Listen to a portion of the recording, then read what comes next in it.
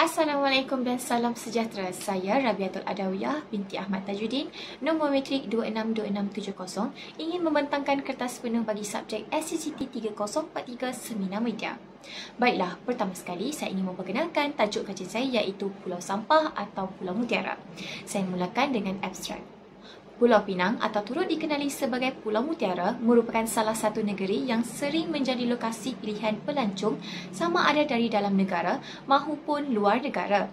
Reka bentuk binaan bangunan yang klasik dan bersyirikan tradisional merupakan tarikan utama selain dari keindahan pantai semula jadi yang mengelilingi pulau ini.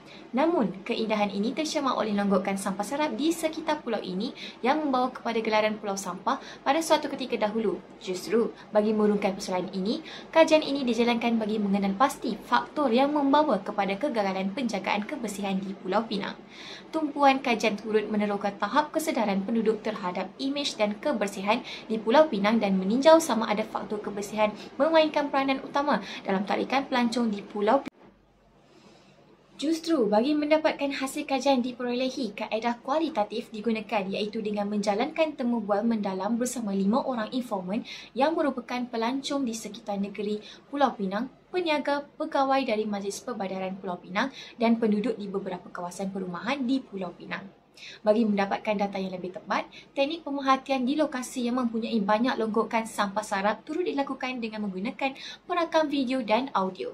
Ini adalah kerana kajian ini bersifat dokumentari yang menjurus kepada fakta data dan video kejadian sebenar. Kajian ini dijalankan dengan menggunakan tema-tema yang dibentuk dari tinjauan kajian lepas. Antara tema yang telah dibentuk adalah sikap penduduk, kegagalan penguasaan, aktiviti pelancongan dan lain-lain lagi.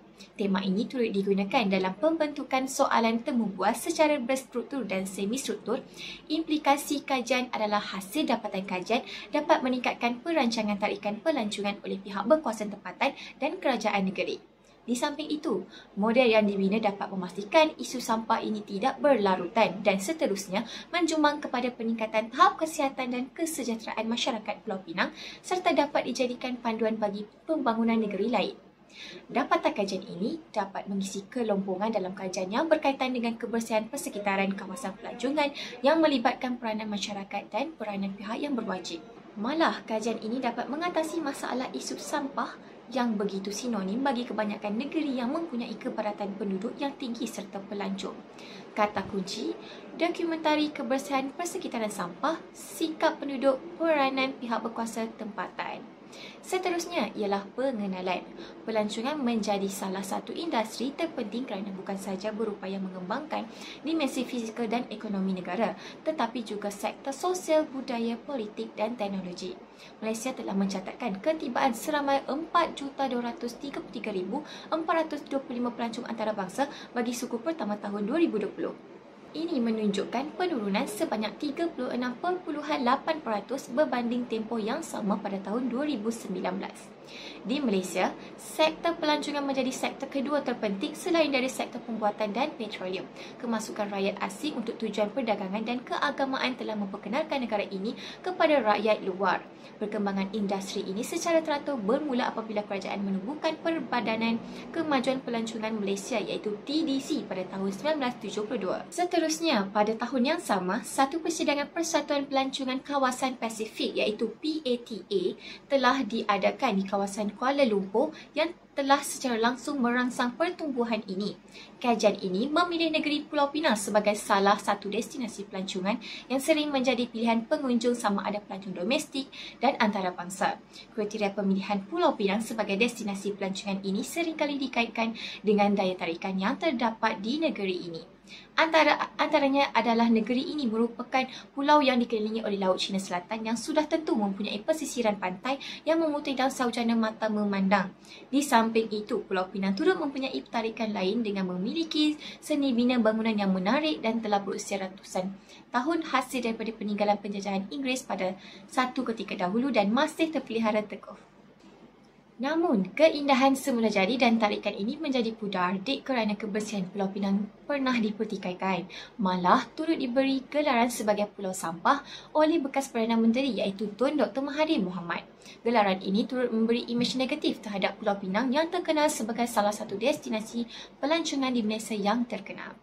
Baiklah, seterusnya ialah objektif kajian. Kajian ini dihasilkan untuk memenuhi beberapa objektif yang disasarkan, iaitu untuk mengenal pasti faktor yang membawa kepada kegagalan penjagaan kebersihan di Pulau Pinang, untuk meneroka tahap kesedaran penduduk terhadap imej dan kebersihan di Pulau Pinang, dan untuk meninjau faktor kebersihan memainkan peranan utama dalam tarikan pelancong di Pulau Pinang. Seterusnya, bagi ulasan karya pula berkaitan senario industri pelancongan di Pulau Pinang, persaingan yang kompetitif, kesan proses globalisasi serta permintaan yang tinggi daripada kalangan pelancong mendorong kepada kepesatan pembangunan pelancongan di sesebuah negara. Untuk kekal bersaing, sesebuah negara haruslah mempunyai destinasi pelancongan yang unik dan tersendiri agar dapat menarik kedatangan pelancong baru di samping mengekalkan bilangan pelancong yang sedia ada.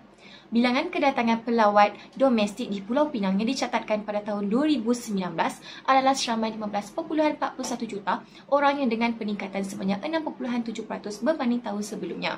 Walau bagaimanapun, bilangan ketibaan pelancong menurun kepada 3.90 juta pelancong berbanding 4.00 juta pelancong pada tahun 2018, manakala destinasi tumpuan utama pelawat domestik di Pulau Pinang pada tahun 2019 iaitu Bukit Bendera, Pantai Batu Fringgi, Komta, Seberang Jaya dan Batu Kawan.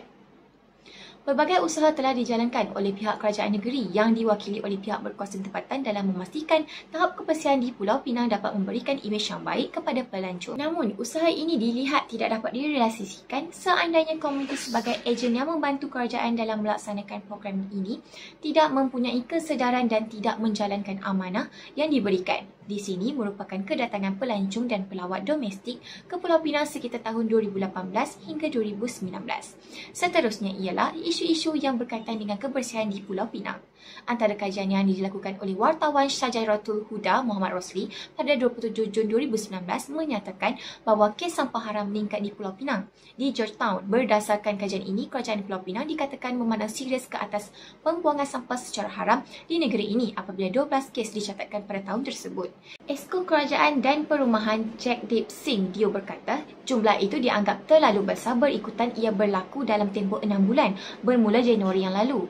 Beliau juga berkata akan menentukan pengurusan kes dengan lebih berkesan untuk pendakwaan dan sabitan serta hukuman setimpal. Kerajaan negeri juga mengalu-alukan setiap jabatan terlibat membentangkan cadangan tindakan dan juga tindakan yang telah diambil.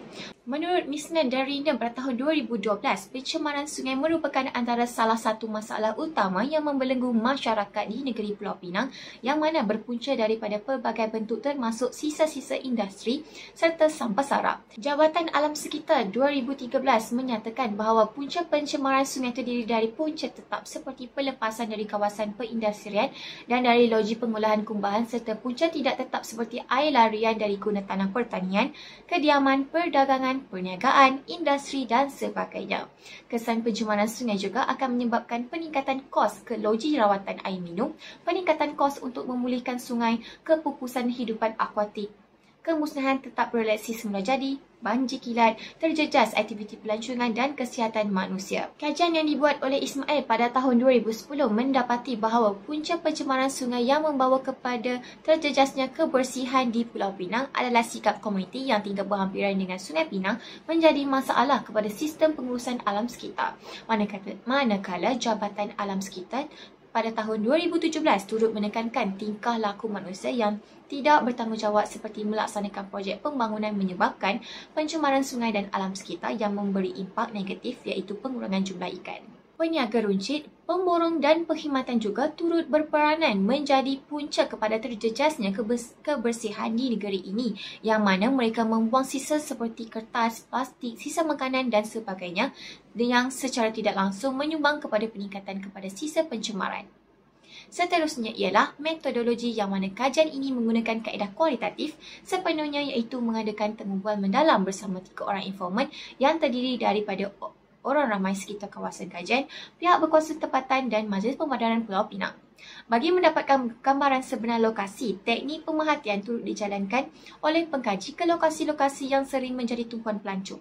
Di samping itu, analisa dokumen kerajaan turut dilakukan untuk mendapatkan statistik terkini berkaitan isu yang dikaji. Metod produksi seperti produksi yang merangkumi sinopsis program, running order program yang menunjukkan perjalanan masa video yang sunting, perbelanjaan yang rasional dan juga cadangan jadual penggambaran yang memudahkan proses penggambaran berjalan dengan lancar. Selepas praproduksi dijalankan, produksi sepanjang tempoh penggambaran bermula 12 April hingga 25 Mei 2021 yang melibatkan 2 orang kru produksi dengan menggunakan satu jenis kamera iaitu Canon 60D dan juga satu tripod. Dan yang terakhir iaitu pasca produksi yang menerangkan mengenai proses penggambaran video dokumentari Pulau Sampah atau Pulau Mutiara dilakukan.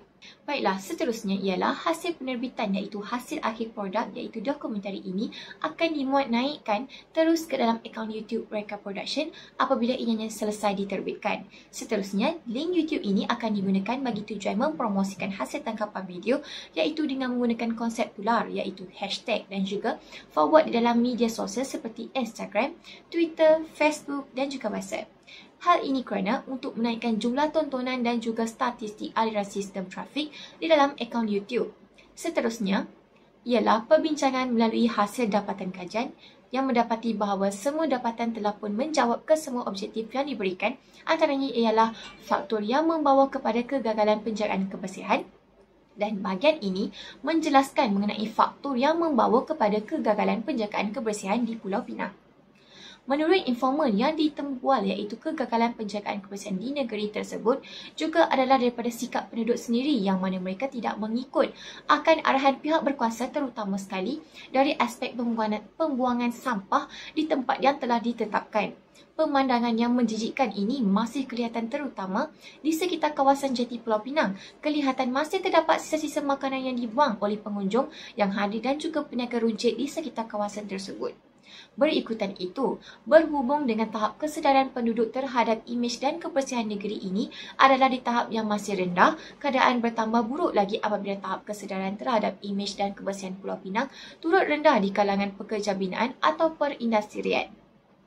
Ini jelas dilihat apabila masih berlaku pembuangan sisa bahan binaan yang tidak teratur. Keadaan ini jelas menjejaskan pemandangan Pulau Pinang yang mempunyai keunikan tersendiri berbanding dengan negeri lain. Hasil pemerhatian pengkaji turut mendapati bahawa binaan ini bukan sahaja dibuang di daratan, malah terdapat juga bahan buangan ini turut dibuang di sungai. Hasil dari dapatan temu bual juga mendapati kurangnya penguasaan dari pihak berwajib dalam memastikan kebersihan di kawasan sekitar pembinaan.